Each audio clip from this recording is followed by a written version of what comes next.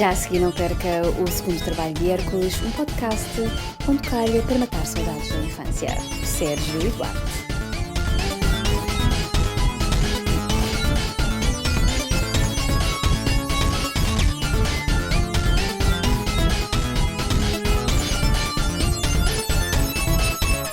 Bem-vindos a mais um episódio do segundo trabalho de Hércules. Eu sou o Sérgio. E eu sou o Duarte. Nós hoje vamos dedicar isto ao primeiro filme da trilogia original de Guerra das Estrelas. O filme chamado Guerra das Estrelas, que depois ganhou mais tarde o nome de New Hope, mas que os puristas ainda gostam de tratar por Guerra das Estrelas. Sim. Star Wars de 1977. Eu sempre falei, ou seja, sempre que alguém me fala Guerra das Estrelas ou Star Wars, a primeira referência que eu tenho é os três primeiros filmes. Às vezes quando as pessoas falam de New Hope, eu demoro algum bocadinho de tempo a ter, ok, o primeiro da trilogia original, porque quando éramos miúdos havia, tu viste qual? 1, 2 ou 3, não é? Não havia muito esta coisa de dar títulos. Nós já vamos títulos ao último, porque o último tinha o nome mais curtido, né? O Regresso de Jedi. E o segundo era o Império Contra-Ataca, que também ficava... E também tinha, o terceiro filme tinha aquela vantagem de ter sido o único filme que nós apanhámos conscientemente no nosso tempo de vida, porque nós nascemos em 79, o Império Contra-Ataque é de 1980, nós seríamos bebezinhos de um ano no máximo, e o Regresso de Jedi é o único que nós apanhamos já com uma percepção. Sim. Eu fui ver esse ao cinema, o Regresso de Jedi, em 84, com o meu pai ao cinema Condes, e lembro perfeitamente do meu pai fazer-me imenso tempo de explicação. Vamos ver um filme, é ficção científica, vais gostar, não tenhas medo, vai haver coisas assim um bocadinho assustadoras. Agora pensando bem, se calhar o meu pai arranjou desculpa de vou levar aqui o meu filho ao cinema. E depois tipo, agora tenho este gajo aqui, vou ter que ir ver o Star Wars. Tu eras muito pequenino. Eu era pequenino, eu lembro de ter muito medo de Jabba the Hutt. Estavas com 4 anos, hein? O filme é de 83, tu o viste no ano a seguir, mas provavelmente antes do verão, ou de 84, portanto tu terias 4 anos. Teria 4 anos. Esse filme é aquela mistura entre um bocadinho yin, não é? Tu tens um início bastante over the top, um bocadinho até assustador, não é? Tens o Jabba the Hutt, tens a situação toda do Rancor e por em diante, e depois tens os ursinhos carinhosos ali, todos felizes, que na verdade a gente depois há de falar isso, eram os maiores as figuras mais aterroradoras que existiam no universo Star Wars, porque se formos pensar, eles iam devorar o Luke Skywalker, o Han Solo e por em diante. Eles eram mesmo os mauzões ali, mas toda a gente depois desenhou aquilo como sendo as figuras mais fofinhas, e eram fofinhos, não é? Não, eram ursinhos super simpáticos, mas canibalescos.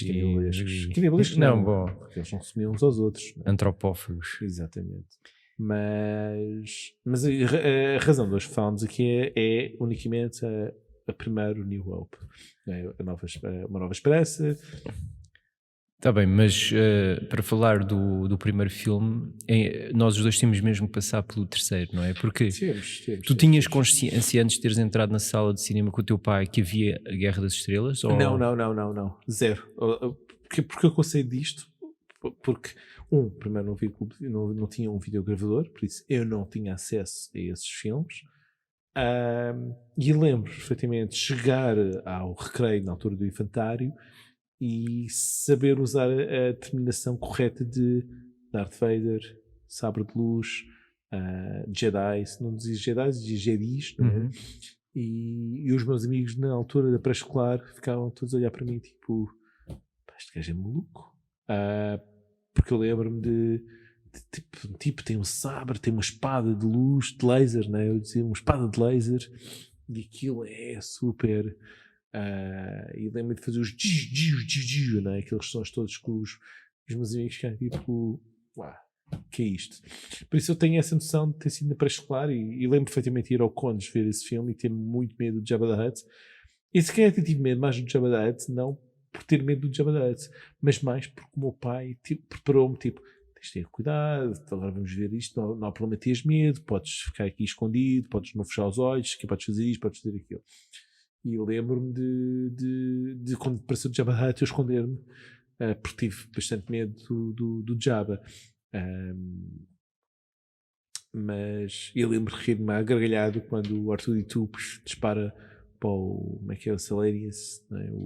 Salacious Crumb. Salacious Crumb, e o gajo vai lá para o teatro e fica a reclamar. E eu lembro-me de, se calhar até penso que se calhar o meu humor surge nessa altura, um bocado, aquele humor um bocado parvo, não é? De picar mais o vilão, físico, mais físico, e ele está lá a coçar o rabo, tipo, não é? Agora uma pergunta muito simples, e isto vai ser engraçado até. Quando pensas em Star Wars e pensas num som, qual é o som que vai à cabeça? Acho que deve ser uma coisa tipo da Marcha Imperial. Queres dar-te um som? Udini! Muito bom, também está lá sempre. É o som mais brutal. É verdade, que existe. é verdade. Ao ponto que isto vai ser estranho para muitos, se calhar para algumas pessoas que vão ver, tu ainda não viste nem o Mandalorian, nem o Boba Fett. Não. O mais engraçado, eu estou a ver o Boba Fett, na verdade estou a ver o Mandalorian, e quando aparecem os Jawas, a primeira coisa que eu digo é Udini! E passado tipo alguns segundos, o que é que o gajo diz? Udini! E eu digo, eu lembro de estar tipo, não sei isso mesmo. E fiquei mesmo muito feliz por ter antecipado o Udini, que é um som. Udini! Yeah. Eu lia mais como Mudini, com um som de M no início. M? Assim, Eu vejo com Udini. Depois tenho que procurar isso. Agora, eu quando regresso às minhas primeiras memórias da Guerra das Estrelas, a primeira coisa que me aparece é um documentário que vi na RTP, portanto com a mesma idade com que tu terás ido ao cinema ver o Regresso de Jedi. Muito provavelmente por causa do filme ainda estar em sala. Lembro-me, mesmo muito pequenino, de estar a assistir a um documentário que focava muito o stop motion do Rancor. Sim, e até da relação do mesmo animador que fez as jogadas de xadrez do primeiro filme. Sim. Depois tenho relativamente forte a memória de um aniversário de um colega de escola, que foi que o pai dele decidiu pôr a passar o que eu teria tendência a dizer que talvez tenha sido o Império Contra-Ataca, mas pode muito bem ter sido o primeiro Star Wars, e dele estar a comentar um bocado do universo e do filme com os miúdos que estavam na festa de antes. Isto passa-se numa era de grandes naves espaciais, de galáxias e de impérios e tal. E essa ficou-me os poucos minutos que eu vi do universo. E depois, por causa de estarmos a viver os anos do Regresso de Jedi, os bonecos da Kenner. Sim. Tenho memórias provavelmente ou do Centro Comercial Fonte Nova ou até do Dalvalade, e na loja de brinquedos haver material suficiente para aquilo dominar a montra. Havia um Luke Skywalker com o fato preto do último filme, do Regresso de Jedi, que era um boneco de 2 palmos de altura. Sim. O boneco grande não era o típico bonequinho de 3 polegadas. E depois eu próprio tive alguns bonecos da Kenner. Eu não era um consumidor da Guerra das Estrelas, mas lembro-me de ter tido pelo menos 3 bonequinhos, ou não mais que 3. O IG-88, não é? Um dos caçadores de cabeças. Um guarda imperial, aqueles de vermelho com o manto. O tecido até o boneco vinha com tecido, tem uma capa. E um Chewbacca. E foi a única coisa. Eu só tive um. Os meus brinquedos, como nós já aqui comentámos amplamente, eram os Masters of the Universe, os G.I. Joe, e o meu pai também, sabendo que eu não mergulhava naquele mundo. Mas quando eu chego ao Externato de Alvalade com 10 anos e te conheço finalmente, em 1989, tu para mim eras a pessoa que mais, de toda a minha vida, a pessoa que mais exemplificava um amor à Guerra das Estrelas, e especialmente muito ligada à relação com o pai. Sim. Porque para mim é indissociável a Guerra das Estrelas do teu pai, as histórias que tu contas. Sim. Porque era um ritual que vocês criaram e mantiveram juntos. isto começa um bocado como estavas a contar em 84, quando vou ver com ele o Império Jedi, o Regresso Jedi, e o que depois vai acontecer é com o surgimento do videogravador pegar nos filmes. E aquele ritual que eu te falei mais tarde, com o Regresso ao Futuro, não era? Que era um filme que se via todos os anos, antes do Regresso ao Futuro, era o Star Wars. Eu chegava a alugar o Star Wars, ou seja, os 3 filmes, todos os anos, há pelo menos umas 2 vezes por ano, e eu e o meu pai víamos rigorosamente aquilo, os 2 juntos. E claro que o Império Contra-Ataque continua sendo um dos meus favoritos, e acho que é o favorito por todas as pessoas. Mas por isso eu tenho aqueles 3 filmes guardados até numa maneira muito interessante de se ver, que é, olhando para trás para a frente, tenho o Regresso Jedi com a recordação do meu primeiro filme ao cinema com o meu pai, depois o Império Contra-Ataque como sendo um dos meus filmes favoritos, e o primeiro New Hope com o meu pai a levar-me ao clube de vídeo, a vermos o filme e o meu pai explicar-me, olha, agora vamos ver o Luke Skywalker, agora vamos ver, este é o Obi-Wan Kenobi, que era a figura que, e vamos ver este aqui que é o Han Solo, que já conhece, agora o Chewbacca e por diante. Por isso, o universo Star Wars está muito legal ao meu pai. Eu não tive figuras da Canon, tantas como tu, só tive uma, que também tive um caçador de cabeças, não me lembro do nome dele, era um que tinha uma cabeça que parecia uma cabeça de inseto e vinha com uma arma. Forlom, não é? Acho que sim. E lembro de fiquei muito triste porque um dia ele veio para a praia e perdi a arma dele. E é engraçado que era uma carabina muito comprida, parecida dos Tusken Riders. Exatamente. E eu mais tarde, quando começam a ter as figuras dos G.I. Joes ou do Action Force, a primeira referência que eu tenho é do mesmo tamanho da minha figura de Star Wars. Há uma coisa, eu cheguei a ler, porque eu, graças ao meu pai, lia quase religiosamente as revistinhas do Incrível Hulk, da Abril. Sim. E nessa altura era na revista do Incrível Hulk que estava a ser publicada a BD da Guerra das Estrelas. Tu também lias isso ou não? Não li porque não tive acesso a essas pequenas bandas desenhadas. Por isso todo o meu universo era todo cinematográfico. E nunca cheguei a ler, só muito mais tarde é que depois peguei nelas e comecei a ler quando tive acesso a elas mais tarde, ou seja, em reposições ou em formatos online, por diante, é que eu tive acesso a essas bandas desenhadas. Antes disso nunca tinha tido acesso. Conhecia de ver algumas vezes nas bancas, mas nunca tinha lido. Mas sempre pensei o que é que poderia ser tratado daquilo, se eles estavam a retratar o filme ou se seriam a retratar histórias fora do filme, ou seja, outras aventuras. É, porque aquilo de facto tem uns quantos números que são uma adaptação dos guiões, que era um hábito, não é? Sim. O mercado de home video ainda era, no início dos anos 80, estava a começar a florescer, e as pessoas, para repetir a excitação de ter ido ao cinema, compravam ou as adaptações em novel ou em romance, ou a Marvel fez isso com muita coisa, a adaptação em banda desenhada, e isso começou por aí. Houve adaptações dos filmes, mas houve histórias originais dentro do universo da Guerra das Estrelas. E depois isso continua durante décadas, porque depois da Marvel ter tido a Guerra das Estrelas, a Dark Horse amplia e ainda mais o universo, para não falar dos romances, porque aquilo continua sempre a sair.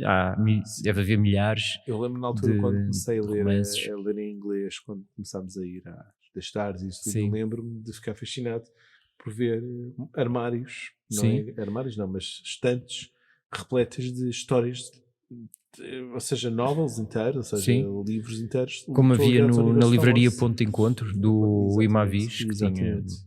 Eu achava isso fantástico. É claro que as capas era uma cena que eu adorava, porque sempre que encontrava alguém que eu conhecesse, ou o próprio Han Solo, ou o Luke, ou a Leia, eu ficava, não é? E já agora falando da Leia, a Leia na verdade até foi a minha primeira grande paixão, foi quando a vi no Star Wars, ou seja, quando eu imagino como sabes, eu, durante toda a minha vida, sobretudo infantil e juvenil, tive muitas paixões por figuras televisivas, não é? Ou de música, mas eu tenho quase a certeza que Leia foi a minha primeira grande paixão.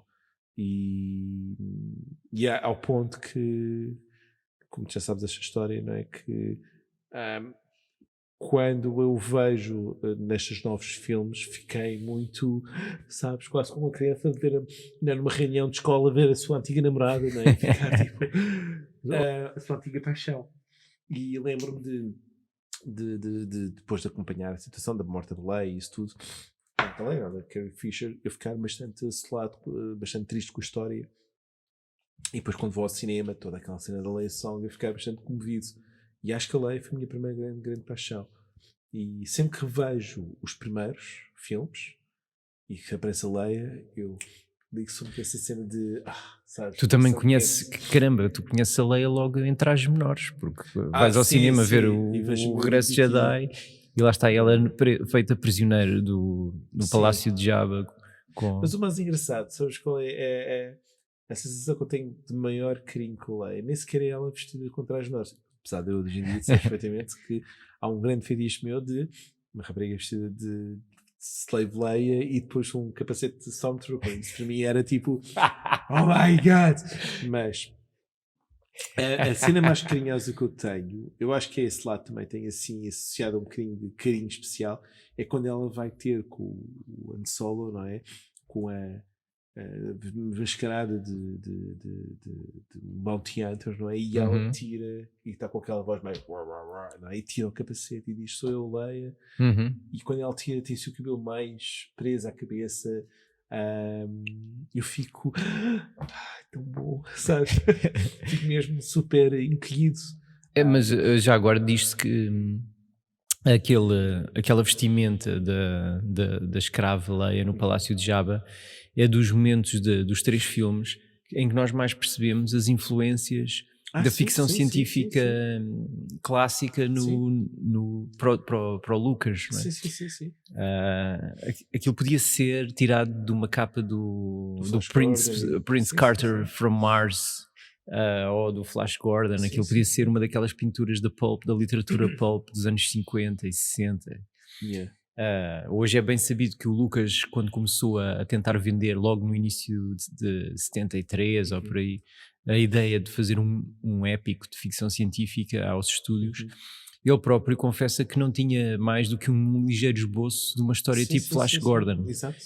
E que ainda estava longe de imaginar a riqueza que aquilo ia ganhar. Se tu olhares exatamente com os primeiros desenhos do McQuarrie, não é? É muito Flash Gordon, mas mas eu diria que o McQuarrie já entra para lhe dar um toque mais atual.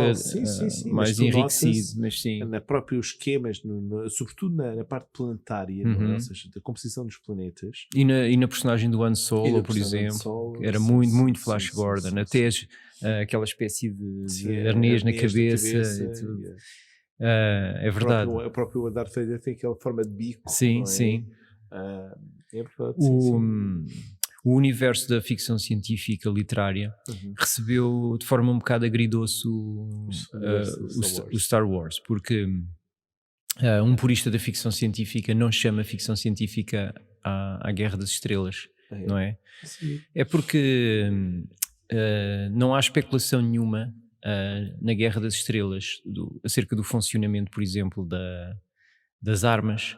Não há especulação acerca da organização política, pelo menos na trilogia original. Não há especulação acerca das formas de vida alienígenas. Se tu substituísses os sabres de luz por espadas ou as armas laser por armas nossas contemporâneas, a história poderia ser contada na mesma. Ou seja, não tens ali nenhuma meditação sobre como é que a natureza mudaria noutro clima, noutro planeta, com outras leis atmosféricas. Não tens nenhuma alteração em relação à tecnologia das naves. Se aquilo fosse contado com barcos ou com jipes, a história funcionava na mesma. Era aquilo que os editores clássicos da ficção científica forte, sim, tipo sim, os Hugo Gernsback e os sim. Campbell diriam, é um western, mas que em vez de ter revólveres tem armas laser. Exato. Mas é um western, é só um bad guy e um good guy a degladiarem-se. Yeah. Sim. Portanto, os puristas da ficção científica não ficaram propriamente encantados quando tu lês as histórias do Brian Aldiss, que foi o autor do AI, por exemplo, Sim. e um dos grandes escritores ingleses de ficção científica e autor de uma importante história da ficção científica. Tu vês que ele, tudo o que aparece na Guerra das Estrelas nós já tínhamos consumido às pasadas nas décadas anteriores. Exato. Na literatura de ficção científica, e quando tu ouves entrevistas, por exemplo, com o George R.R. Martin, exato, que era um dos fãs originais da ficção científica, o gajo que foi às primeiras convenções, e exato, ele diz que quando eu vi o Star Wars eu sabia exatamente, este ingrediente é dali, este ingrediente é daquela, ou seja, está aqui uma sopa muito bem feita, mas não está aqui nada de inovador, ou de... E eu acho que a inovação vem muito mais na tecnologia do cinema, muito mais no impacto da produção, que muda para sempre a história dos efeitos especiais no cinema, e naquilo que passaram a ser as regras do cinema para a década seguinte. Exato. Eu acho que há um cinema antes de Jaws e antes de Star Wars, e há um cinema depois de Star Wars. Ou seja, aquilo que nós associamos ao grande blockbuster, ao grande cinema de pipoca, ao grande cinema de massas, foi criado pelo Spielberg e pelo George Lucas. Sim. Não, se fores ver até o primeiro filme de Star Wars, o New Hope, há ali uma altura, ou seja, tens aqueles dois ritmos muito diferentes, não é? Até eles serem apanhados pelo Cruzeiro Imperial, não é? Ou seja, já eles têm um ano solo e são apanhados pelo Cruzeiro Imperial, e depois, antes disso, o filme é muito slow-paced, e de repente começa tudo rápido, não é? Eles são apanhados, depois vão salvar a Leia, e depois salvam a Leia, depois aquela situação toda de estarem vestidos antes disso, vestidos de Stormtroopers, depois a cena que eu lembro ainda hoje, adoro ver essa cena, porque quase me transporta para tudo o que era miúdo, todas as histórias que eu tinha. Havia sempre aquela altura em que tu tinhas os heróis aprisionados por alguma coisa qualquer, quando eles são apanhados pelo trash compactor, né? Quando estão a ser esmagados no compactador de lixo, e aquela figura que aparece, isso eu lembro-me quase todos os filmes que vi quando era miúdo, quando havia um herói que era apanhado, uma cena um bocado mais estranha, havia sempre uma figura que aparecia ou no pântano, uma cena qualquer, sim. e havia uma luta que tu já tinhas no Tolkien, não é? Exatamente. No Senhor dos Anéis. E eu lembro-me de partir daí para a frente, todo o filme depois muda o movimento, de repente tens um miúdo que basicamente no filme ele está à casa dos tios e está sempre chateado com os tios porque ele não pode fazer nada, e depois está no último, já está, estás aqui meu amigo e tal, e apanham um X-Wing e vão destruir a Estrela da Morte, não é? Que é no fundo a tradição arturiana. Exato. Do criador de porcos, ou do rapaz que vive na lama e na quinta, como as crónicas de Prydain, etc., e que depois encontra finalmente o seu Merlin, ou o seu Gandalf, que é o Obi-Wan Kenobi, e que vai abrir as portas para um universo gigantesco, depois de ele se ter tornado órfão, ou de se ter abandonado o rei que não sabia que ia ser rei. Sim, e eu lembro-me na altura, não tanto, mas hoje em dia olho para para essa situação toda mas quando é que eu vi o Luke Skywalker andar de pegar no X-Wing? Como é que ele sabe de repente pilotar isto? Depois eles falam um bocadinho, nós andámos os dois aqui e tal, e tu ficas tipo, ok, está certo, mas uma das grandes qualidades logo do primeiro filme, eu acho que é traduzir de forma visual tudo aquilo que nós já consumíamos na ficção científica, mas que nunca tinha sido posto de forma tão eficiente, tão bem feita, tão buyable, não é? Tão comprável. Ou seja, a gente de facto aceitava que aquilo era mesmo o universo das cantinas de um aeroporto perigoso da galáxia, e que aquilo eram mesmo as criaturas que viviam num planeta essencialmente desértico. Havia alturas do filme, não é? Que tu tens aquela altura de... Mais uma vez, a meu lado infantil, se calhar acordava-se no meu dia-a-dia normal, quando eu imaginava sair da minha zona de residência, não é? Ou seja, fugir dali dos 200 metros quadrados ou dos 300 metros quadrados da minha área de residência, era que eu ia encontrar uma cantina dessas e que ia ficar tipo alguém dizer: o meu amigo não gosta de ti, não é? E tu ficas tipo, ainda bem que não viste o Taxi Driver, né? ainda bem que não vi o Taxi Driver naquela altura. Mas lembro-me de imaginar que podia acontecer coisas assim, gente, se entrasse num café estranho e alguém olhasse: o que é que estás aqui a fazer? Quem é este miúdo aqui? Ficava com algum receio. E isso era uma das coisas que podia que lembrar de todo o lado um bocadinho mais de medo. O meu amigo não gosta de ti e eu também não. Os patos do pescoço. A quantidade de genitália pegada a rostos naquela cantina era de uma densidade. Aquilo. Primeiro tens os gajos que estão a tocar música, que aquilo parece outras coisas na boca. Depois tens aquele espião que diz aos Stormtroopers: aquele nariz, sim, aquele nariz. Sim, é duvidoso. Exato. Que isto é uma cena freudiana do George Lucas. Pois. Não sei, talvez. Tens aquela morsa que parece ter um escroto no queixo. Exatamente, que é o que assombrasse. E às vezes fica a pensar: será que o outro gajo tira a arma, não é? E a morsa mete-se à frente, não é? E fica sem braço. E às vezes fica a pensar: será que na verdade a morsa foi tipo: acaba lá com essa, vamos acalmar. Estás a ver? O miúdo não percebeu a cena e de repente o Obi-Wan tira a espada e corta o braço ao gajo e o gajo: estou aqui para ajudar, agora fico sem braço, o gajo fica, não é? O gajo acaba a festa, não é? Eu às vezes fico a imaginar, tipo, será que o gajo não quis para falar, estás com os copos, dá-me as chaves do teu carro, a gente vai embora, já estamos aqui há imenso tempo e tu só estás a fazer merda, só estás a porcaria, vamos embora. Tipo, eu estou a imaginar o gajo: o meu amigo não gosta de ti. O gajo: eu não disse isso, porque ele estava o gajo: o meu amigo disse que não gosta de ti e eu também não. E ele tipo: ei, eu não disse isso, não metas as palavras na minha boca. E o gajo: eu não disse isso. O gajo era: calma lá. E aquela cantina não tinha nenhum respeito por nada, porque morrem pelo menos duas pessoas ali dentro e os gajos só dizem: desculpa lá a porcaria e tal. Toma lá fio de dinheiro. Está bem, ok, fixe. É verdade. Este cadáver, faço desaparecer num instante. E só vês uma cena que ainda mais estranha: é quando há confusão entre o Luke Skywalker e os outros. Sim. Tu olhas, eles filmam imensas pessoas e as pessoas são tipo, umas a olhar, tipo, quem é que... Não é, na verdade é quando ele diz uma coisa mais simples, que é: nós não queremos esses gajos aqui. Quando o gajo tem a expressão um bocado mais racista, que é: eu não quero esses bandidos, eu não quero esses droids, é verdade. todos para casa, esses tipos não podem comer aqui.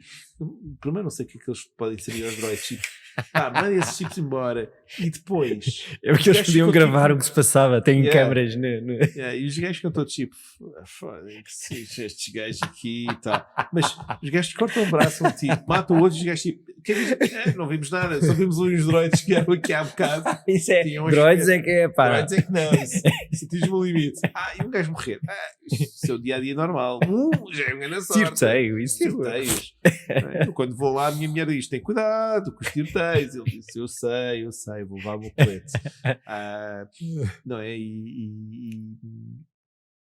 Mas aquilo era um bar muito manhoso. Mas achas que foi manhoso, depois com aquela música super jazzy, não é? Não devia ser uma cena. Pois aquilo. Porque foi uma coisa que, por exemplo, quando nós começámos a explorar as galáxias até com os Hitchhiker's Guide to the Galaxy, sim. Mas estou a pensar em particular o Lobo de DC Comics, aquilo, aquela malta que frequentava aqueles bares de motares galácticos e ia estar a ouvir. Já agora, gostas de Miles Davis? Miles Davis, assim que é. Eles deviam ter convidado os ZZ Top para fazer pandan com o Regresso ao Futuro. Isso é que era. ZZ Top na cantina tinha batido o limite. Uma coisa que me aborreceu que foi: tudo bem, não me importa música. Eles depois repetem a proeza no Regresso de Jedi, não é? Ok, eu percebo, o Jabba precisava de músicos, tudo fixe. Agora, toda esta coisa, a composição, quando eles tentam fazer os novos filmes, depois metem uma tipo a cantar, depois fazem mais malta. De repente a banda tem mais pessoas na banda, mais seres nas bandas. Eu fico tipo: Pá, enchem os chouriços com outras coisas, pá, não com estas figuras aqui estranhíssimas, pá. Yeah. Então, mas vá, deixa-me. Nós começámos sim. este viagem toda para aqui por causa de tu estares a falar na tua paixão pela Carrie Fisher, não era? Sim. E eu comecei a falar no Flash Gordon e na ficção científica Depois clássica. falámos das cantinas Mas manhosas. não queria deixar de acabar a conversa sobre a Carrie Fisher, porque eu penso sempre numa coisa. Quando eu comparo as starlets dos anos 80 em geral e daí em diante com as personagens femininas destes filmes que ainda vêm na cauda dos anos 70, sim. porque estou a falar do Super-Homem de 1978, estamos a falar do Star Wars de 1977 e estou a falar do Indiana Jones, que é de quando de 81, portanto estamos ali ainda muito colados à década de 70. A Marion do Indiana Jones, que é a Karen Allen, a Princesa Leia da Guerra das Estrelas, a Carrie Fisher, e a Lois Lane, que é a Margot Kidder. Elas não têm nada a ver em termos de beleza e de aspecto com as miúdas quentes que depois nós vamos ter na década de 80 por aí fora. Elas são todas as morenas, mais petite, não eram propriamente voluptuosas e carnais da mesma maneira que depois nós vamos esperar das personagens femininas. E todas as três, para mim, são muito sedutoras e são personagens super simpáticas. Sim, eu não meto a Lois Lane, mas eu percebo o fascínio também com a Marion do Indiana Jones. O que me faz pensar um bocado, até fugindo disso, porque o meu pai já falava do Indiana Jones da mesma altura que falava de Star Wars, porque eu cheguei a ter um livro da Disney infantil com a história do Salto da Arca Perdida, e eu logo depois, mais tarde, quando fui ver o filme com o videogravador, é que tipo, eu lembro desta história. Mas voltando às raparigas. E são todas miúdas duras ao mesmo tempo. Portanto, a Lois Lane, como a Mary, não são propriamente aquela damsel in distress. A Carrie Fisher, tens logo na primeira citação, antes de ela ser atordoada, ela está com uma arma na mão, preparada para. Melhor, ela mata um Stormtrooper logo à partida. Ou seja, há um gajo, está ali, leva algum balazo, e eles dizem: não, é para atordoar aquela menina que a gente no futuro poderá matar. Mas sim, é verdade, era um badass. E quando o herói Luke Skywalker entra na cela dela para a salvar, ela diz: és um bocado pequeno para ser um Stormtrooper. Quando ela é mais baixa que ele, quase. Mas no fundo dela ninguém faz farinha com ela. Mas muito menos com a Marion. A Marion duríssima. A Marion é duríssima. A Marion bebia com... Pois era aqueles duelos de shots. Não é? É verdade. Depois, mais tarde, só tens a Carrie Fisher, neste caso a Leia, a controlar toda a situação em... Eu ia dizer Alderaan, mas não, Alderaan foi explodido, mas em agora não estou a lembrar do planeta onde eles estavam, mas é super conhecido, e eles estavam lá enquanto a Estrela da Morte estava tipo a virar a esquina. Na verdade, a virar a esquina, estava à espera de virar o planeta. Que era aqui? Endor? Ou... Não, era Yavin. Não, isso é tudo. É Yavin, Yavin, ok. Exatamente. É isso mesmo. Então eles estavam à espera de coisa, e ela está nos bastidores. Outra das minhas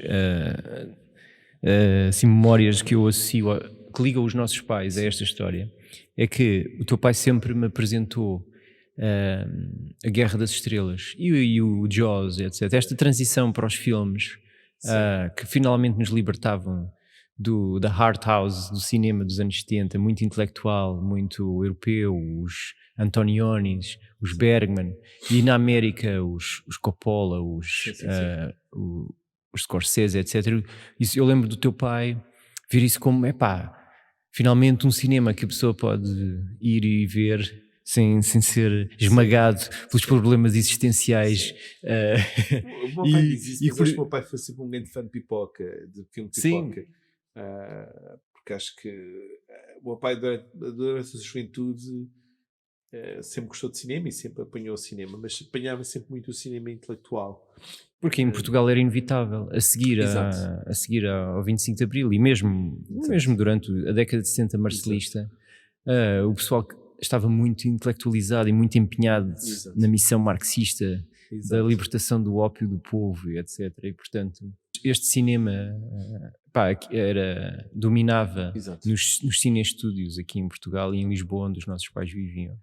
E já o meu pai, por exemplo, separou-se do cinema com a chegada dos Jaws e dos Star Wars, ou seja, ao contrário do teu pai que passou Sim, a sim, consumir sim. mais cinema, Sim. o meu pai deixou, porque o meu pai aqui era o fã do Luchino Visconti, Sim, sim, sim. do Antonioni, do Alberto Di Sica, ou seja, todo o neorrealismo italiano, Sim. Já o meu pai pá, era toda a estética viscontiana. E o meu pai era o fã do James Bond, Uhum. dos Jaws, dos ETs e dos Indiana Jones. Yeah. E portanto para mim é indissociável Sim, sim, a Guerra das Estrelas da biografia dos nossos Sim, sim, pais sim, e isso sim, também. Sim, o meu pai, melhor, acho que basicamente toda aquela loucura cinematográfica, ainda hoje nós falamos muito disso, muito, muito comercial dos anos 80, foi dada pelo meu pai. Vamos ver os Goonies, vamos ver o Indiana Jones, vamos ver os James Bonds, vamos ver os Roger Moores, na verdade, James Bond dos Roger Moore, vamos ver Star Wars, vamos ver tudo o que era entretenimento giro. O meu pai apresentava-me tudo. É claro que havia filmes mais que o meu pai dizia, pá, isto não tens idade, que eram os filmes do Chuck Norris, do Van Damme, coisas que o meu pai também via, mas não era tão fã. Porque depois sabes que o meu pai, depois, quando eu atingo aquela idade em que já posso ver esses filmes, o meu pai entra na fase Steven Seagal, que durante meados dos anos 90, Steven Seagal era o grande herói, e então andávamos a papar todos os filmes de Steven Seagal, e o meu pai fazíamos aquela de, quando é que a gente vai ver o Steven Seagal a sangrar? E acho que nunca vimos o Steven Seagal a sangrar. Boa. Por isso... Eu nem sequer sabia que isso era um tema, de que ele nunca sangrava. Eu acho que ele nunca sangra, mas eu lembro de, pelo menos, os 3 filmes que vi com o meu pai, eu vi mais, mas aqueles que a gente dizia, vamos ver se o gajo sangra, nós nunca vimos ele a sangrar. E pronto. Mas o Star Wars foi o meu pai que me Tu tinhas muito merchandise Star Wars? Tinhas coisas ou não? Pósteres ou nada? Zero. Tive aquela figura e lembro de meu pai falar muito de... O meu pai viajava muito e dizia, um dia vou trazer-te o capacete do Darth Vader, um dia vou-te arranjar um capacete do Boba Fett, um dia vou-te arranjar várias coisas. E são coisas muito mais caras na altura do que... E o meu pai na altura, se calhar ele não vai ligar muito a isto, porque depois foi mais tarde. Eu lembro quando as coisas começaram a vir com qualidade, já durante os anos 90, o meu pai chegou-me a dizer, houve uma altura que eu ainda cheguei a pensar em trazer-te o capacete do Darth Vader. Já era bom, era um bocadinho mais caro, mas acho que tu não ias ligar. Eu lembro de ficar tipo, pai, eu ia adorar. Até nem sequer era do Darth Vader, era do Boba Fett. E eu na altura... Mas aí estamos a falar já estávamos quase na faculdade, não? Não, quando começou a aparecer esse tipo de merchandising de mais alta qualidade? Nos Estados Unidos, nos parques da Disney, quando eles têm a permissão de ter coisas ligadas ao Star Wars, há uma história até engraçada eu muito mais tarde, aos 16 anos, vou aos Estados Unidos com o meu pai e vou a Orlando, aos estúdios da Disney. Aos estúdios não, ao parque da Disney. Não, mas aí já me faz sentido. Aos 16 anos já estava a nova trilogia quase já estava a aparecer. 98, por isso ainda estava ali. Okay. E eu fui e há uma história engraçada eu lembro de virar para o meu pai na altura e ter-lhe dito, pá, se uma equipa me abraçar, eu dou-lhe um pontapé nos tomates, porque eu não quero estas tretas com o Rat Mickey, com o Pateta, não quero nada abraçar coisas. Mas estávamos nós a entrar no divertimento do Star Wars e aparece o Chewbacca. E o meu pai, não queres ir? E eu lembro de ficar tipo quase tipo, não, porque eu sabia que ia-me acontecer. Se o Chewbacca chegasse ao pé de mim, desse o meu braço, eu ia começar literalmente a chorar de alegria, porque pá, é daquelas coisas que tocavam. E lembro-me de ficar muito tímido e completamente fascinado por fazer esse divertimento. E aí no parque tu encontraste... E no parque havia algumas produtos, e na altura tipo, olhei e não disse porque eram caros. Mais tarde o meu pai teve a hipótese de arranjar uma dessas coisas, mas achou que eu não ia dar muita atenção, talvez seja em 97 ou 98. E eu fiquei assim um bocadinho de, pá, caraças, eu ia adorar isso. E ele ficou, pera, um dia, quem sabe. E já de vez em quando passa aquelas cenas da Blackline e pá, estás a ver, vamos ver no Natal, não é? Vamos ver se no Natal. Pois pronto, como nós nos conhecemos em 89, pá, já tinham passado 7 anos, quase 7 anos, assim, desde a realização do Regresso de Jedi. Nós no fundo apanhámos para a nossa primeira etapa da amizade quase zero produtos de Sim, Star Wars sim. disponíveis. Portanto, nós não tínhamos muitos motivos nem muitos catalisadores de trazer a Guerra das Estrelas para o nosso dia-a-dia, para as brincadeiras. Conversas. Sim, a gente falava de Star Wars como falávamos de Goonies. Sim. Não era tipo um filme de referência. Nós tivemos que esperar pelo Phantom Menace, não é? Para começar a vermos regressar aos Toys R Us, às lojas de brinquedos, aos hipermercados. De repente começa a nova invasão de figuras e... Nessa altura nós ligávamos muito, mesmo que eles surgissem, era aquela... Eu acho que aí acho que tanto eu como tu temos esse lado de recordação de algum brinquedo infantil. Quando havia as figuras da Canon, das primeiras incursões do Star Wars, as figuras eram muito divertidas, o packaging era bonito, era interessante. Depois nos anos 90, com aquela febre de não pode ferir suscetibilidades, as armas têm que ter coloridas, as figuras eram muito... Perdeu-se aquele lado de...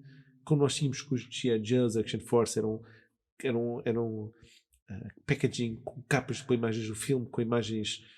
mais, sabes, nada muito pegadas do que era o clássico. Aquelas retangulares eram já com formas e isso tudo.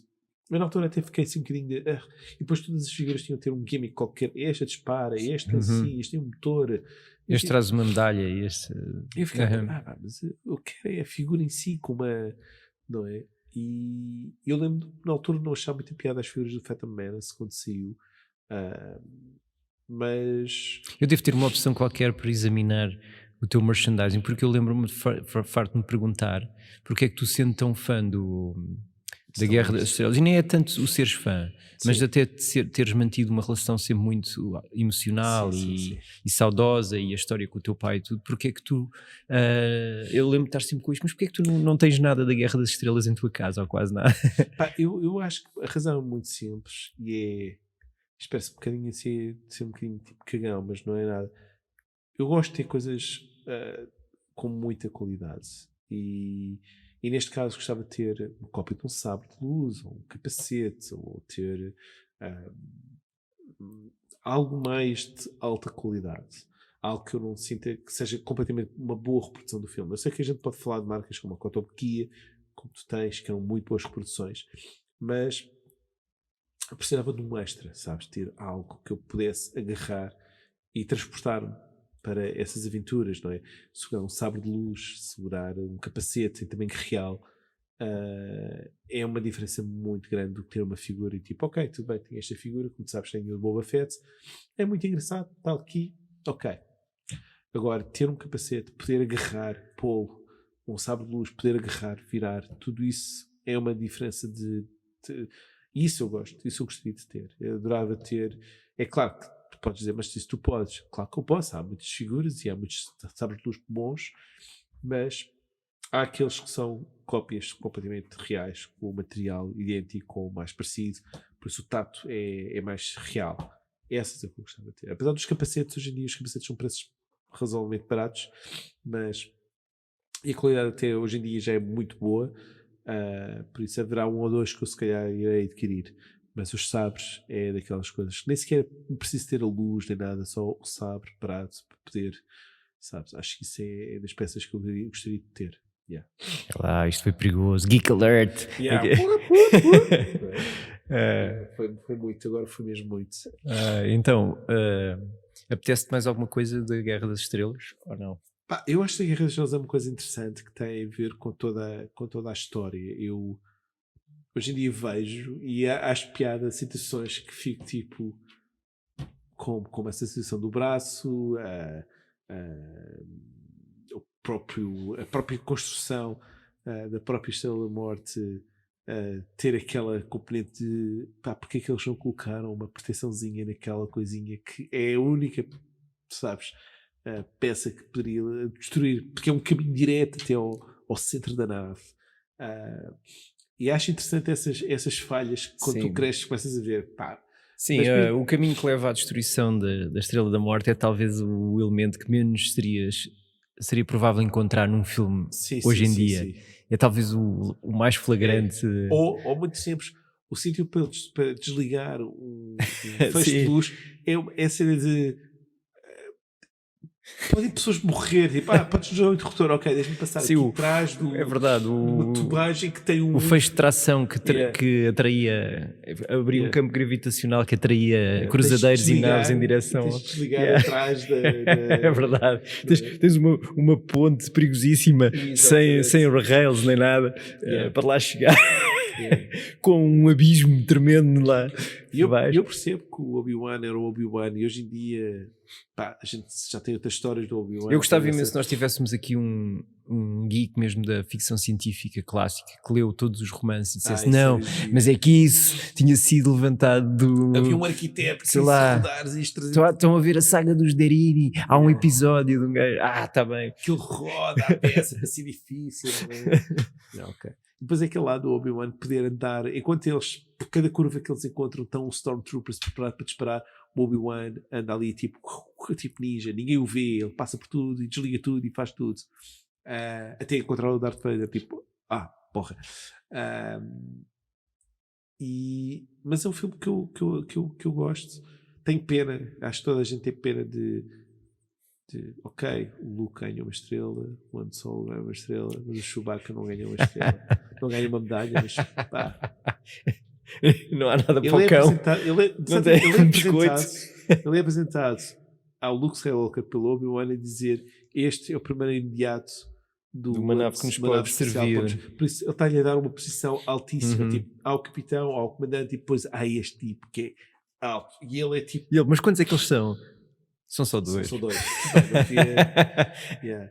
Mas depois é aquela coisa de. Mas depois é o cachorro que não recebe a medalha. Não recebe porra de uma medalha simbólica. Será que eu imagino que possa ter havido uma reunião do Conselho?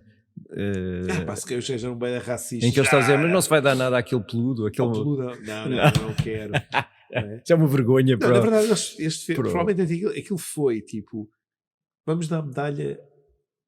Ou seja, temos estes tipos todos que morreram, podemos dar às famílias, podemos dar aos outros sobreviventes e todos os que tiveram a ajudar, ou vamos dar a estrela, uma medalha ao tipo que acertou, tipo, ok, está fixe, isso está bom, e é o tipo que aparece no último segundo e que só dispara para uma nave e só destrói uma única nave. E mal, não destrói muito. Porque... Destrói, depois a outra voa do Darth Vader e o gajo está certo.